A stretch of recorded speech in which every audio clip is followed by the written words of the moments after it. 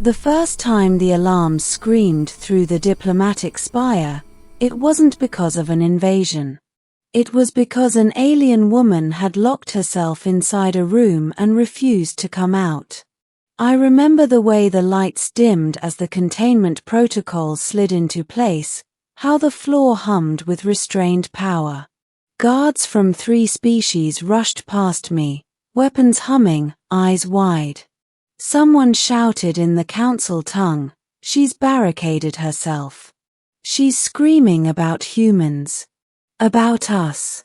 That should have been my first warning.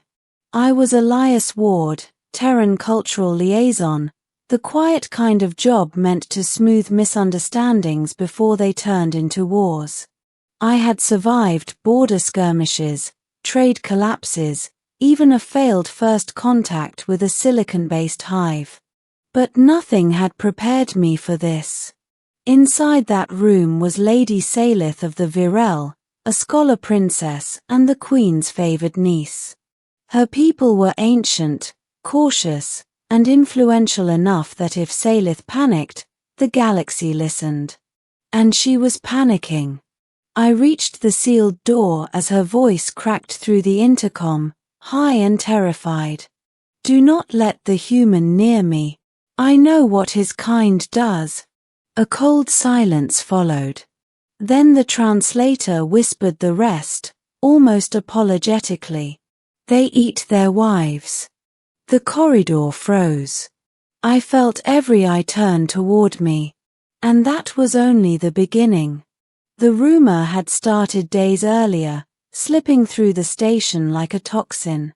Humans, it said, bonded with mates for life. Humans, it said, consumed those mates at the end of the bond. A ritual. A necessity. Proof of love, twisted into horror. None of us were prepared for how far it had spread. I raised my hands slowly, heart pounding. "Lady Salith," I said into the intercom, keeping my voice calm. "That isn't true." Inside the room, something shattered. "ULIE," she screamed. "Your histories speak of devouring, of taking flesh, of eating one's heart out. I've read your stories. What I saw next changed everything." The counselors began arguing behind me, voices rising. The Virel delegation whispered furiously among themselves. If Salith harmed herself, if she accused humanity formally, trade routes would close. Alliances would fracture. Someone would eventually fire the first shot. All because of a misunderstanding. I asked the guards to step back.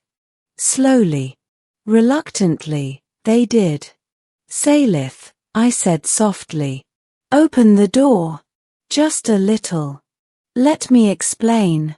Silence answered me. Then, quieter, trembling, "Promise you won't eat me." The word hit harder than any weapon. "I promise," I said. "On Earth. On my family. On everything." A pause. Locks disengaged one by one. The door slid open a hand's width. Salith stood inside, her luminous eyes wide, her crest flattened in terror. She clutched a data slate to her chest like a shield. I could see she hadn't slept. Fear does that to anyone, no matter the species. I stepped inside slowly. The door sealed behind me. For a moment, neither of us spoke. Then she whispered, "Why do humans write so many stories about eating the ones they love?" There it was. The real question. I sat on the floor, deliberately lowering myself, making myself smaller. "Because," I said, choosing each word carefully, "our language is messy. We use hunger to describe emotion. Desire. Grief." She blinked. "Metaphor?" "Yes." Her eyes narrowed. "You say you devour with your eyes. Consume with passion. Eat up affection. I nodded. But none of that is literal. She stared at me, searching for deception. And the phrase marriage consumes a man, she pressed. I laughed once, weakly. That one's a joke. A bad one. Her crest twitched. Confusion began to edge out fear. But then she asked the question that mattered most. Then why, she said, voice shaking, did the trader from Car tell me humans burn their dead, and then eat together? The room went very still. Oh, I said quietly. That. I told her about funerals. About wakes. About meals shared in grief, not consumption. I told her about fire as purification, not preparation. About ashes returned to the earth, not plates. As I spoke, her posture slowly changed. Fear gave way to disbelief. Disbelief to shame. And then the truth hit her. Her shoulders slumped. I locked myself away, she whispered. I endangered diplomacy, because I misunderstood poetry. It happens, I said gently. She looked at me, eyes shining. On Virel, words are precise. To say consume means exactly that. I nodded. On Earth, words are emotional weapons. We aim them at ourselves.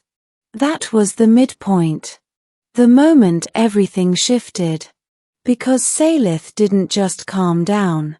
She began to ask questions. Why humans bonded so fiercely. Why we mourned so deeply.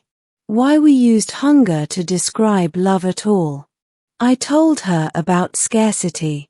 About history. About losing people and wishing you could pull them back inside you, keep them close forever. Her fear transformed into something else. Understanding. Hours later, the door finally opened again. The council hall fell silent as Salith stepped out beside me. Her people stared. The queen herself leaned forward on her throne, eyes sharp. Salith bowed. I was wrong, she said clearly, her voice carrying. Humans do not eat their wives. A ripple of stunned murmurs spread. She continued, stronger now. They use hunger to speak of love because they have known starvation. Of food. Of safety. Of time together. The queen's gaze shifted to me. And you, she asked. Why did you enter the room when my niece believed you a monster? I swallowed. Because fear grows when it's alone. Silence followed. Then, slowly, the queen inclined her head. The galaxy has long feared humanity, she said. Not because of your weapons, but because we did not understand your words. What happened next shocked the entire galaxy. She ordered the council to suspend all cultural embargoes. Human metaphors were added to the interspecies translation cause. Linguistic teams were formed overnight. Stories were shared, dissected, relearned. And Salith. She became humanity's fiercest defender. Weeks later, she found me in the observation garden, watching the stars. She sat beside me, comfortable now. I still don't understand all your expressions, she admitted. I smiled. Neither do we. She hesitated, then said softly, but I know this. Humans do not consume their loved ones.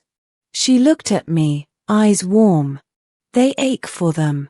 As the stars turned slowly beyond the glass, I realized something profound.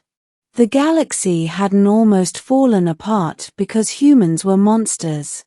It almost fell apart because we loved loudly, and no one had taught them how to listen.